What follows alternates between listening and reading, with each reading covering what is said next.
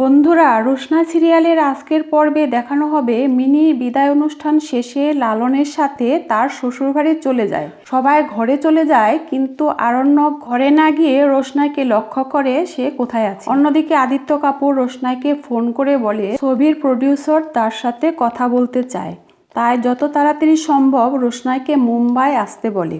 রোশনাই বলে, এত তাড়াতাড়ি ফ্লাইটের টিকিট আমি কিভাবে পাবো?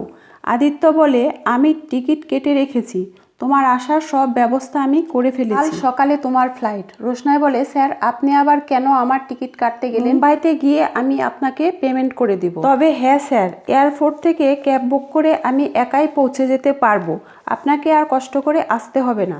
আদিত্য বলে, কেন রোশনাই, আমি যদি তোমাকে এয়ারপোর্টে নিতে আসি তাহলে প্রবলেম কিসে? রোশনাই বলে, স্যার আমি বললাম তো আসতে পারবো।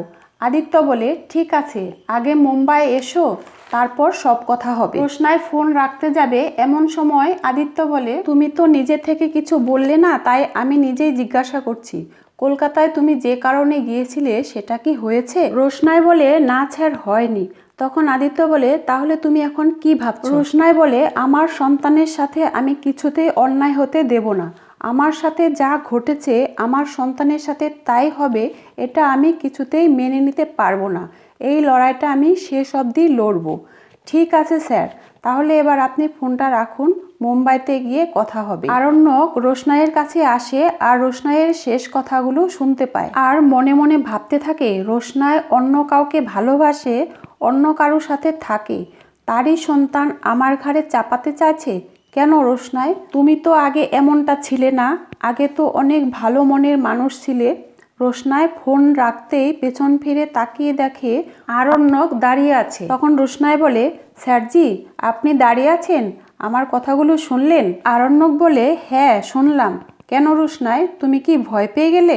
রোশনাই বলে, কেন ভয় পাবো কেন? এভাবে নিঃশব্দে কারো কথা শোনাকে কি বলে জানেন? আড়ি পাতা বলে। আরণ্যক বলে, তোমার কি মনে হয় আমি তোমার কথা আড়ি পেতে শুনছি? রোশনাই বলে, আপনার বাড়ি, আপনি যেখানে খুশি সেখানে যেতে পারেন, তাতে আমার কিছু করার নেই, তবে আমার কথাগুলো শোনা আপনার উচিত হয়নি। আরণ্যক বলে, না রোশনাই, তোমার প্রাইভেট কথাগুলো আমি শুনতে পাইনি, তবে শেষের কথাগুলো আমি শুনেছি। অন্যের দায় তুমি আমার ঘাড়ে চাপাতে চাইছো কেন? আমি কি এমন অন্যায় করেছি তোমাকে ভালোবেসে, তোমার ভালো চেয়ে? রোশনাই বলে, স্যারজি আপনার যা ইচ্ছা আপনি তাই ভাবুন, তাই বলে সত্যিটা তো আর মিথ্যা হয়ে যাবে না। তাছাড়া স্যারজি, বানারসের সেই রাতের কথা আপনি কি করে ভুলে গেলেন? আপনি গরিমা দিদিকে বিয়ে করে নতুন সংসার শুরু করেছেন, তাই তাই আপনি সেই রাতের কথা ভুলে গেলেন, আর আপনি আমাকে মিথ্যুক ভাবছেন? আরণ্যক বলে, রোশনাই তোমার কল্পনা শক্তি তো অনেক গভীর, তাই তুমি একটা কাজ করো, তুমি কল্পনা করে করে গল্প লিখতে পারো। রোশনাই বলে, হ্যাঁ স্যারজি, প্রয়োজন পড়লে আমি পুরো পৃথিবীর জন্য লিখব, সেখানে গল্পের নায়ক হবেন আপনি। আরণ্যক বলে, ঠিক আছে রোশনাই, আমি 1 মিনিটের জন্য না হয় ভাবছি তুমি সত্যি কথা বলছো, আর আমি তোমাকে ধোঁকা দিয়েছি। তো রোশনাই, এখন তুমি কি করবে বলো?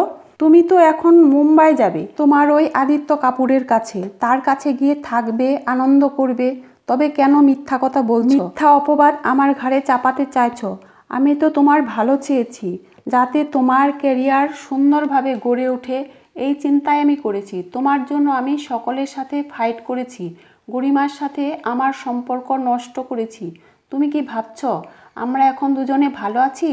না, এখনও আমাদের সম্পর্ক ভালো নেই। রোশনাই বলে, স্যারজি আমি তো আপনাকে মুক্তি দিয়েই চলে গিয়েছিলাম, যাতে আপনি আর গরিমা দিদি সুখে শান্তিতে থাকেন, কিন্তু স্যারজি একজন মাই বুঝতে পারে তার সন্তানের বাবাকে, তাই আমি যখন বুঝতে পারলাম আমি মা হতে চলেছি, তাই আমি এখানে এসেছি। আর স্যারজি আপনাকে আমি বারবার বলছি, বাচ্চার দায়িত্ব আপনাকে নিতে হবে না, কাছেও রাখতে হবে না, শুধু বাবা হিসেবে বাচ্চার স্বীকৃতি দিন, এতটুকু শুধু চাইছি, কেন বুঝতে পারছেন না?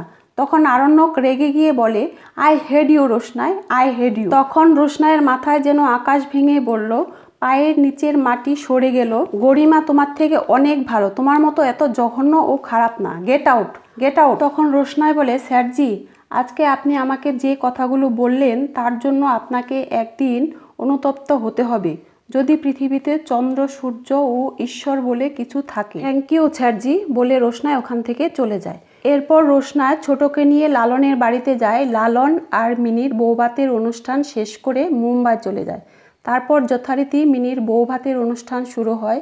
মিনির মা, বাবা, দাদু, আরণ্যক আসে, কিন্তু মিনির ঠাকুমা আসতে পারে না শরীর খারাপের জন্য। ওদিকে পুলিশ কমিশনারও আসেন, আর তিনি লালনের বৌভাতের খাবার দাবারের সব অনুষ্ঠানের আয়োজন করেন। এরপর মিনিকে একটি গলার হার দিয়ে আশীর্বাদ করেন, আর মিনির আবদারে আরণ্যকের গান দিয়ে অনুষ্ঠান শুরু হয়।